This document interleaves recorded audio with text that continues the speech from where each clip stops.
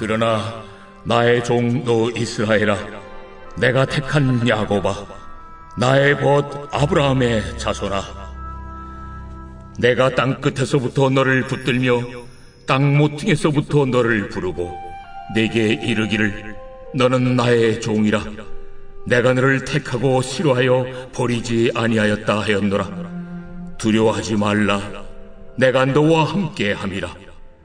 놀라지 말라, 나는 네 하나님이 됨이라. 내가 너를 굳세게 하리라. 참으로 너를 도와주리라. 참으로 나의 의로운 오른손으로 너를 붙들리라. 네, 안녕하십니까, 유영석 목사입니다. 세계 2차 대전이 일어났을 때 그 소위 말하는 그 홀로코스트라는 것을 여러분 기억하시죠? 그 독일 나치 정권이 대략 600만 명에 달하는 유대인들을 어떤 제도적으로 탄압하고 또 조직적으로 학살했던 사건을 일컫는 말입니다. 그런데 이제 그 유대인들의 역사를 이렇게 보면 2차 세계대전뿐만 아니라 정말 나라를 좀 자주 잃어버렸고 또 주변 강대국들에게 늘 탄압을 받는 그런 약소 국가였음을 우리가 이제 보게 됩니다. 이게 우연인지 필연인지는 모르겠지만 이 이스라엘 역사와 우리나라 역사를 비교를 해보면 정말 닮은 꼴이 많아요. 한마디로 이스라엘 역사와 우리나라 역사를 이렇게 정의를 한다면 고난과 순환의 역사라고 할 수 있습니다. 그리고 또 비슷한 것은 그럼에도 불구하고 그렇게 수많은 고난과 역경과 순환을 당했던 역사에도 불구하고 역사 속에서 끈질기게 살아남았다라고 하는 점도 굉장히 유사하죠. 그래서 이제 우리나라 역사도 돌이켜보면 정말 지도상에서 흔적도 없이 사라질 운명들이 참 많이 있었는데 기적적으로 살아남았고 오늘날 여기까지 오게 된 것이죠. 자, 오늘 본문에 보면 그래서 이제 이 8절 말씀이 그러나라고 하는 접속사로 시작되는 것을 보실 수가 있습니다. 그것은 앞에 뭐가 전제되어 있냐면 수많은 어떤 고난과 환난과 핍박과 그 재난이 있을 것이지만 그러나 그럼에도 불구하고 하나님께서 이스라엘을 그냥 망하게 놔두지 않을 거라고 하는 그 이제 유명한 말씀이 이제 오늘 본문의 내용입니다. 그러니까 환난과 심판과 재난과 고난의 연속이던 그 한 민족의 삶에 그러나 그럼에도 불구하고 하나님이 그들과 함께 계실 것이다 라고 하는 어떤 위로와 또 믿음과 어떤 약속의 말씀을 그들에게 심어주고 계신 것이죠. 오늘 본문에서 하나님은 이스라엘에게 이렇게 위로하시고 이렇게 약속을 확인시켜주고 계시는 것을 볼 수 있는데 오늘 이 말씀이 우리에게도 그대로 적용이 되어서 오늘 하나님이 우리를 영적 이스라엘로 부르시면서 우리를 어떻게 대하고 계시는가를 확인할 수 있을 겁니다.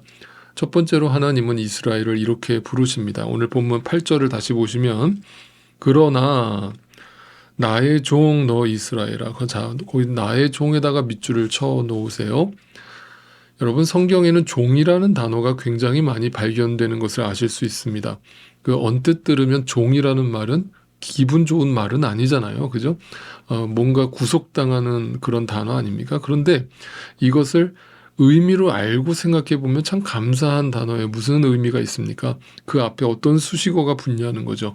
나의 종이라는 거예요. 다시 말하면 하나님의 종이라는 수식어가 붙으면 이것은 기분 좋은 단어로 바뀝니다. 무슨 뜻인가? 그 하나님이 누구시냐는 거예요. 그 하나님이 주인이라는 거잖아요. 우리가 종이면 그분이 우리의 주인이라는 건데 그 주인이 폭군이 아니고 어떤 우리를 악덕 기업주가 아니고 고용주가 아니고 포도원의 주인과 같고 선한 목자와 같은 주인을 만난 우리가 그분의 종이 되었다는 거예요.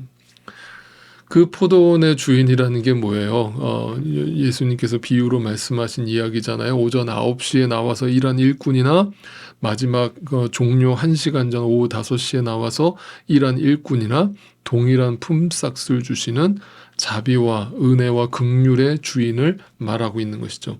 그러니까 그 은혜의 주인께서, 그 선한 목자가 되신 주인께서 우리를 종으로 부르셨다. 그렇다면 그분의 종으로 살아간다는 것은 기쁨이고 영광인 것이죠.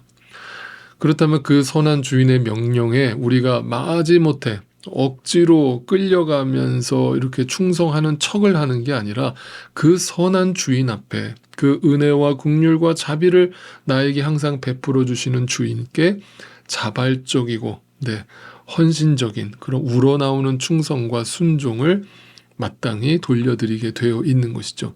그러니까 주인이 가라고 하면 가고 멈추라고 하면 멈추는 순종의 종이 될 수 있는 것이죠. 그것은 나에게서 나오는 의지가 아니라 그 주인이 어떤 분이신가에 의해서 결정되는 행함이죠. 그래서 우리 하나님을 그 선한 주인, 오르신 주인, 항상 나에게 긍휼과 자비를 베풀어 주시는 주인으로 바르게 인식할 때 종된 그 자발적인 순종과 헌신이 나에게서 나오기 시작한다라는 것을 늘 인식하시면 좋겠습니다. 자, 두 번째로 나의 택한 야고바 이렇게 부릅니다. 내가 선택한 야고바. 자, 여기서 중요한 것은 내가 선택했다는 거죠. 자, 택했다, 선택했다라고 하는 표현은 무슨 뜻이 담겨 있어요? 그분의 의도와 목적이 담겨 있는 단어죠. 그러니까 우리를 하나님이 부르셨는데 그냥 실수로 우연히 부르신 게 아니라는 점이죠. 그분이 나를 먼저 택하셨고 그 택한 자를 죽도록 사랑하신 자기 독생자 아들을 나에게 보내셔서 나를 위해서 죽게 하실 정도로, 그래서 나를 구원하시고 나를 그 죄에서 건지신, 그래서 나를 선택하신 그 하나님의 사랑을 나타내고 있는 단어예요. 그러니까 중요한 건 하나님이 나를 선택하셨다는 거예요. 그러니까 여기에는 실수가 없고 우연이 없다는 거예요. 그렇다면, 이것이 믿어진다면 나를 그렇게 주권적으로 택하신 그 하나님께서 과연 내가 죽도록 내버려 두시겠는가? 내가 망하도록 내버려 두시겠는가? 내 안에서 악이 승리하도록 내버려 두시겠는가? 원수들이 나를 짓밟고 승리의 계가를 부르도록 내버려 두시겠는가? 절대 아니라는 이야기를 하고 있는 겁니다. 그런데 나를 누구라고 표현하고 있어요? 내가 선택한 야고바 이렇게 불러요. 우리를 야곱이라고 불러요. 야곱이 뭐예요? 어떤 인물이에요? 욕심과 이기심과 거짓에 사로잡혀서 아버지를 속이고 형을 속이고 자기의 욕망에 사로잡혀서 도망친 자, 그게 야곱 아닙니까? 우리가 다 야곱인 거예요.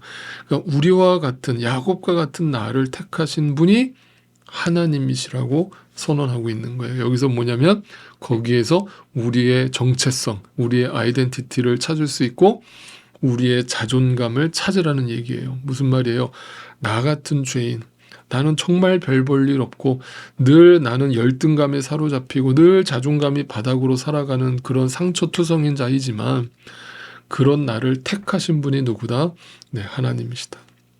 그런 분이 나를 택하셔서 나를 구원하시고 나를 하나님의 백성으로 삼으셨다면 거기에 엄청난 아이덴티티, 나의 정체성, 나의 자존감이 확인되어지는 것이죠. 여러분, 우리는 하나님의 백성, 하나님의 자녀라는 사실을 절대 잊지 마시기를 바랍니다. 거기에서 여러분의 자존감의 이유를 찾으실 수 있기를 바랍니다. 세 번째로 뭐라고 부릅니까? 나의 친구 아브라함의 자손아 이렇게 불러요. 나의 친구에다 또 밑줄을 쳐놓으세요. 우리를 하나님은 친구라고 부르십니다. 친구라는 말의 뜻은 뭐예요? 아주 살갑고 가깝고 모든 것을 다 공유하고 나누는 관계를 의미하죠. 거기에는 숨김이 없고 비밀이 없는 거예요. 나에게 하나님의 뜻을 다 밝혀서 알려주시는 관계, 그것이 친구예요. 그래서 여러분 요한복음 말씀에 예수님이 이렇게 말씀하셨죠. 요한복음 15장에 가볼까요? 14절, 내가 너희에게 명한 것을 너희가 행하면 너희는 나의 친구이다. 15절, 이제부터는 내가 너희를 종이라고 부르지 않겠다. 종은 그의 주인이 무엇을 하는지 알지 못한다. 나는 너의 친구라고 불렀다. 나는 너를 친구라고 불렀다. 내가 아버지께서 들은 모든 것을 너희에게 알려주었기 때문이다. 네. 하나님께서 나를 친구라고 부르셨을 때 그 말의 의미는 나에게 모든 걸 숨김없이 다 알려주신다. 하나님의 말씀을 통해서, 기도를 통해서 하나님의 뜻을 나와 다 공유하신다. 네. 그 하나님과 늘 살갑게 친밀한 교제를 나누면서 살아갈 때 우리 안에서 무엇이든지 눌렸던, 그 죄로 인해서 눌렸던 모든 마음들이 풀어지고 모든 두려움이 사라지고 모든 염려가 사라지게 될 줄로 분명히 믿습니다. 말씀을 정리해 볼까요? 나의 종아, 나는 선한 목자고 나는 포도원의 주인이니까 나를 따르라. 나에게 너의 절대적 순종을 보여달라. 나의 택한 야곱아, 내가 너를 선택했다. 네가 아무리 야곱과 같이 못난 인생이라고 할지라도 내가 너를 불렀고 내가 너를 택했으니 걱정하지 마라. 너의 자존감을 높여라.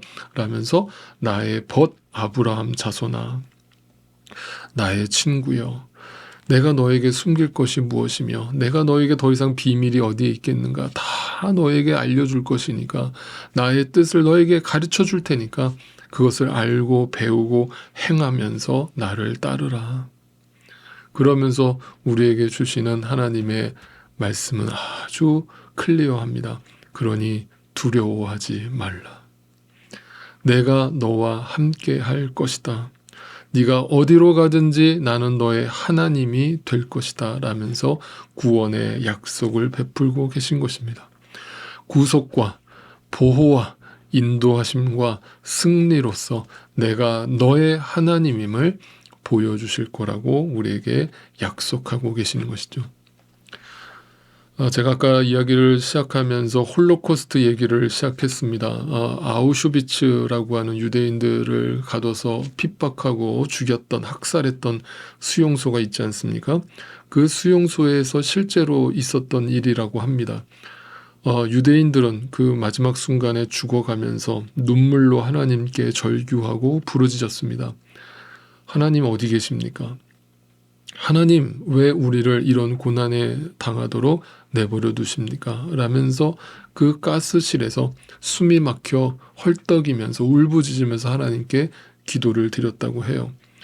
나중에 이제 2차 세계대전이 끝나고 종전이 된 후에 미군이 아우슈비츠 수용소를 방문하게 됐을 때 그 가스실 벽 구석에서 발견된 작은 글씨 하나가 있었다고 합니다. 그 유대인 중 한 사람이 죽어가면서 손톱으로 그 벽에다가 꾹꾹 눌러서 선명하게 글씨를 새긴 것이죠. 뭐라고 썼을까요? 이렇게 적혀 있었대요. 하나님은 여기 우리와 함께 계신다. 그 죽음의 공포와 그 두려움 속에서도 하나님의 실존을 경험했던 당시 유대인들에게 신앙생활이라고 하는 것은, 믿음이라고 하는 것은 일주일 동안 꼭꼭 숨겨두었다가 주일날 예배당에서 한번 잠깐 꺼내서 사용하는 옵션이 아니었습니다. 그들의 삶이었고 호흡이었고 자신들이 살아가는 이유였습니다. 그럴 때 그 신앙은 놀라운 힘을 발견하게 하고 우리에게 그것을 보여줍니다. 증명합니다. 오늘도 이 하나님의 섭리와 실존하심을 깊이 묵상하시면서 주님의 음성에 귀를 기울여 보실 수 있기를 바랍니다. 내가 너와 함께 있으니 두려워하지 말아라. 내가 너의 하나님이니 떨지 말아라. 내가 너를 강하게 하겠다. 내가 너를 도와주고 내 승리의 오른팔로 너를 붙들어 주겠다. 이 약속의 말씀을 오늘도 마음속에 깊이 새기시고 승리하실 수 있는 저와 여러분의 되시기를 주님의 이름으로 축복합니다.